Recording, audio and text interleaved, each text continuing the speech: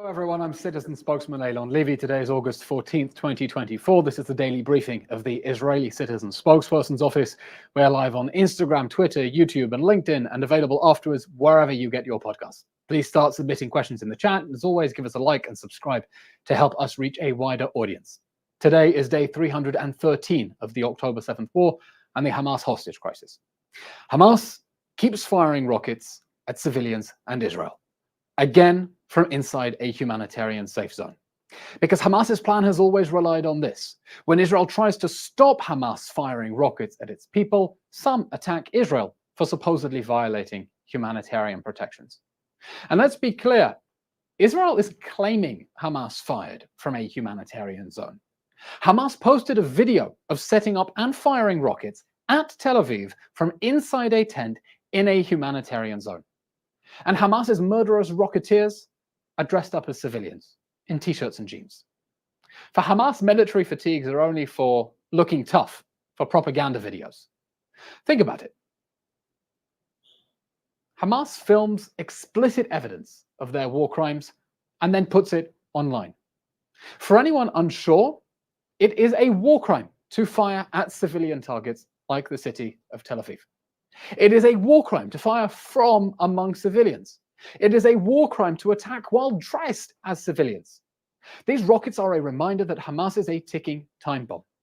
Anytime they can, Hamas will blow up people in Israel and people in Gaza, especially while fighting from behind Gazan children.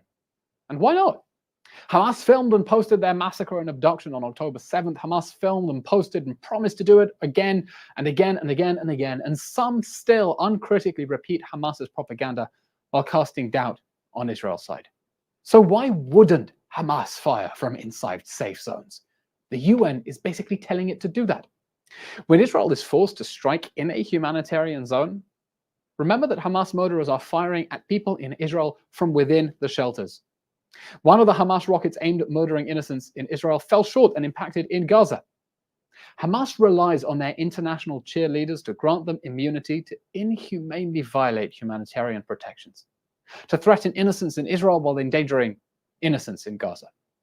Israel is not fighting to avenge the last October 7th. It's fighting to prevent the next October 7th.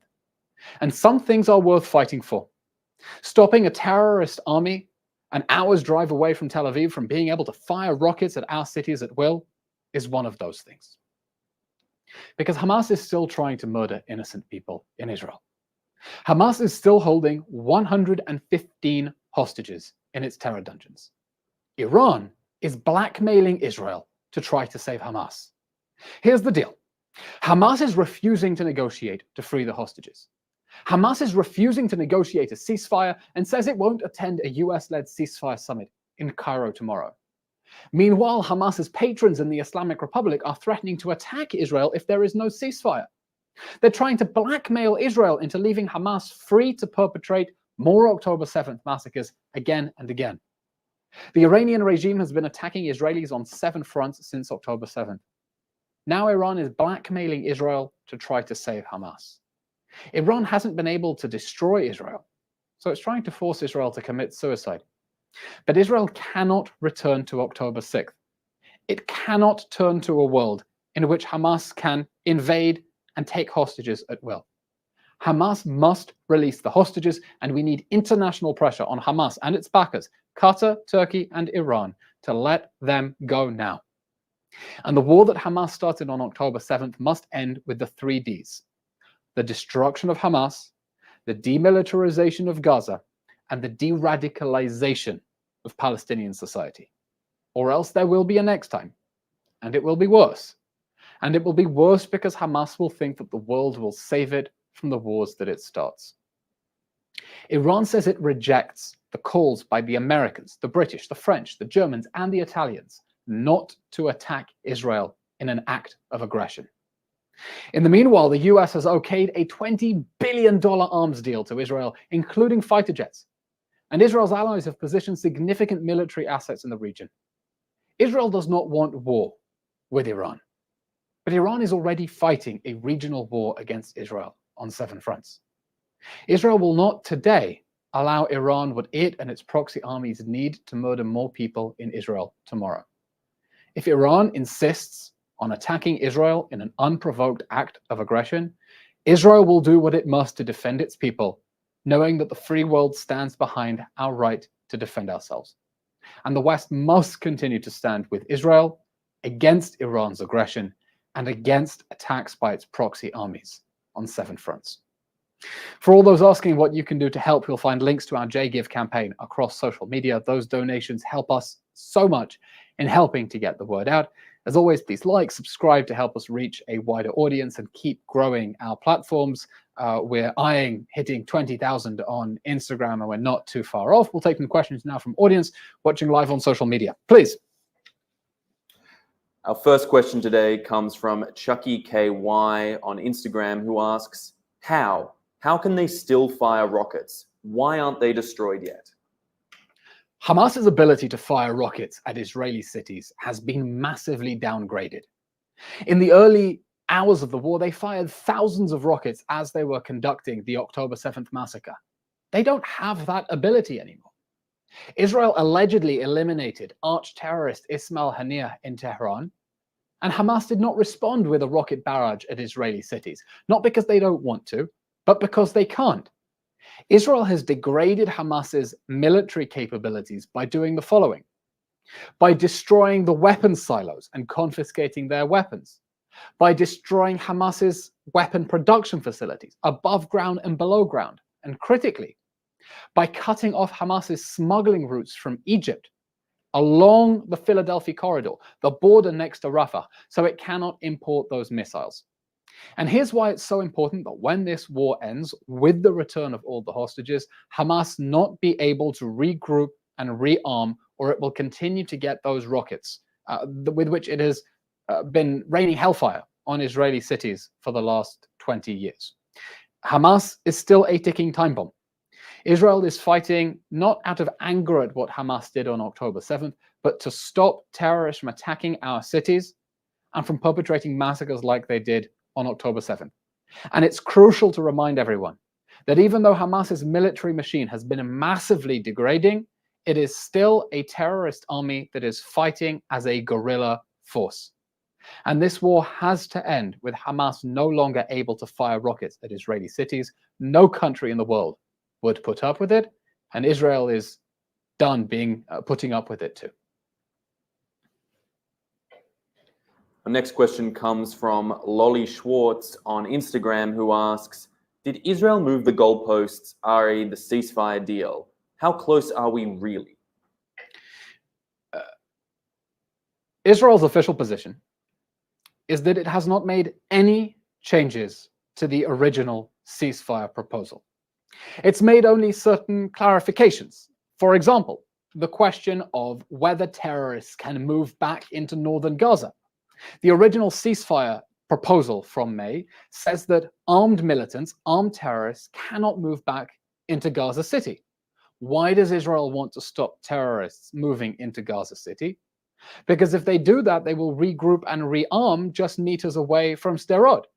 So Israel is now making certain clarifications, such as the mechanism to ensure that terrorists can't go up north, not relying on a wink and a handshake with Hamas, a promise that it won't go back into Gaza City, an ability for Israeli soldiers to inspect the people who are going up north. Meanwhile, as Israel's Prime Minister's office has said, Hamas has made dozens of changes to the text. And that's because at the moment, Hamas is not interested in a ceasefire at all. Hamas does not want to let the hostages go.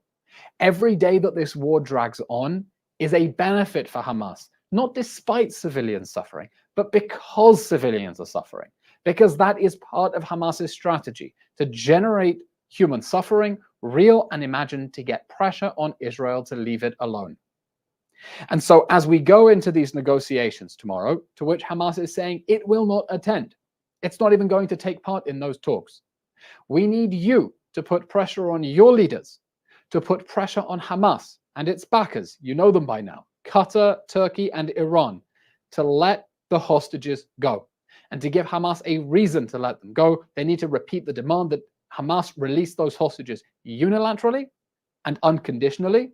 And whatever agreement lets the hostages out has to make sure that Hamas is not able to regroup and rearm, because then it will do another October 7th, and it will take more hostages, and we will be in the exact same boat all over again.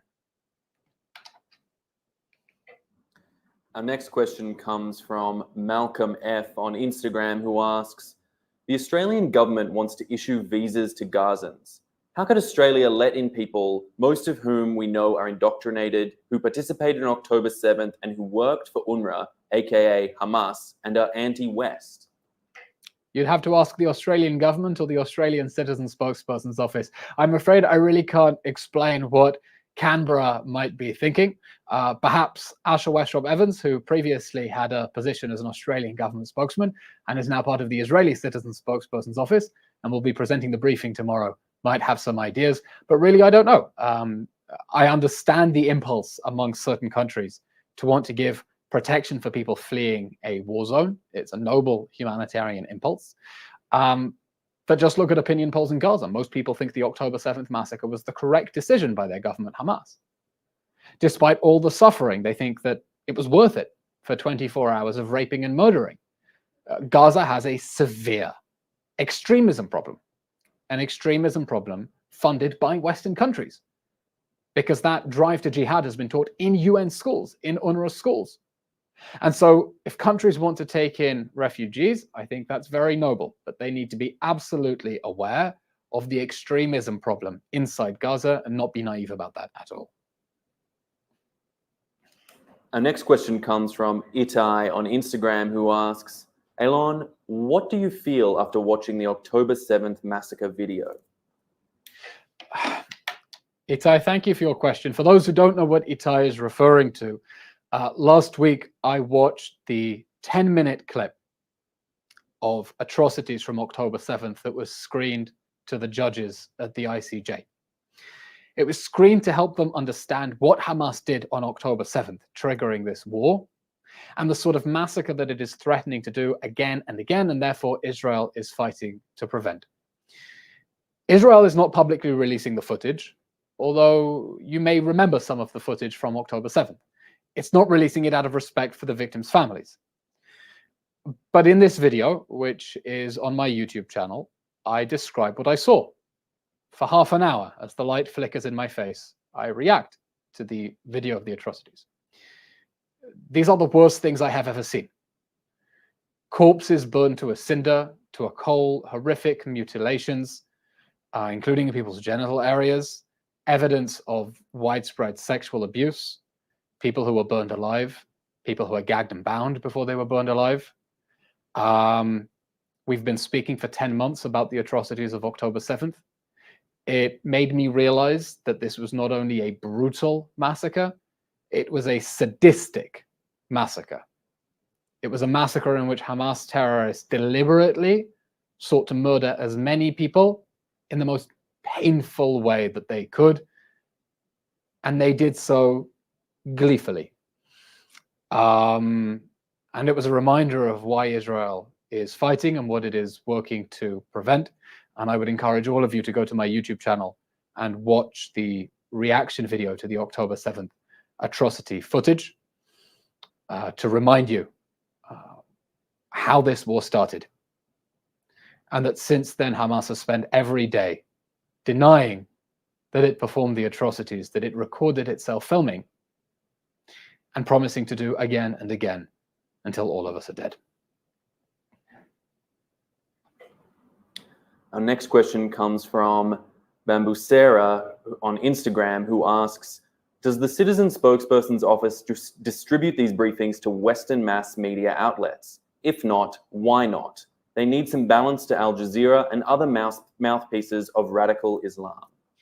We are doing our best to speak directly to the international media. I was on Talk TV in Britain just this morning. I'm going to hop off this and go straight on Fox News, so you're invited to join me at 4 o'clock Israel time. We are working to get our other citizen spokespeople on the international media as well, and to engage with them to make sure that Israel's voice and Israel's message is heard loud and clear.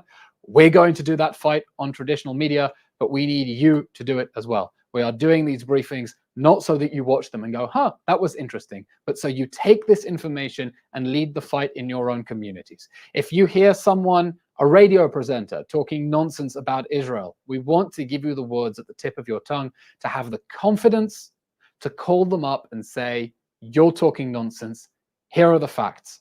It's so important that you not only rely on a team of citizen spokespeople, but you become citizen spokespeople yourself and have the words and the information and the strategic messaging that you need to fight Israel's corner in media outlets that you too can get into. That's the mission we believe in, and we're so glad that you're part of it.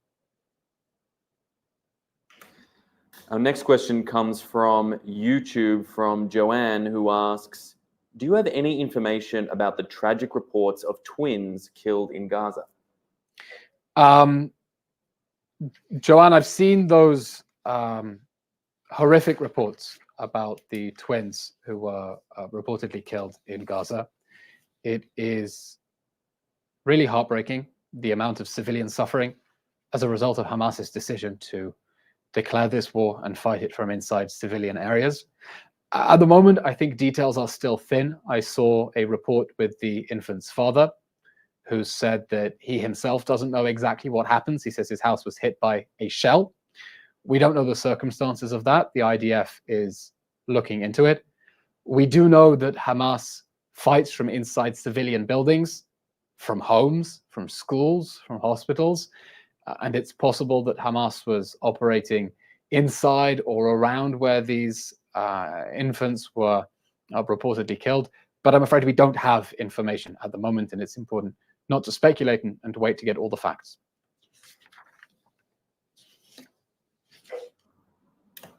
And our last question today comes from Myriad OMG on Instagram, who asks, how's the Israeli spokesperson office team doing? Are you guys finding the time to heal and talk to a professional for some help? We appreciate what you're doing. Therapy, we're talking to you. The Citizen Spokesperson team is full of a lot of fighting spirit. We are over 10 months into this horrible war that has turned our lives upside down. And we're all filled with a great sense of conviction about why Israel needs to win this war that was declared against it. We understand what is at stake if Israel does not win this war, and that's why we're full of commitment to continue fighting and to continue empowering you, our supporters around the world, to continue fighting as well. I'll say this about the mood in Israel in general. It's been over a week that our TV screens have been stuck with a stripe saying, Israel bracing for imminent Iranian missile attack. But no one here is panicking, no one here is looting, no one is hiding or sheltering in place at home. People are getting on with their ordinary lives.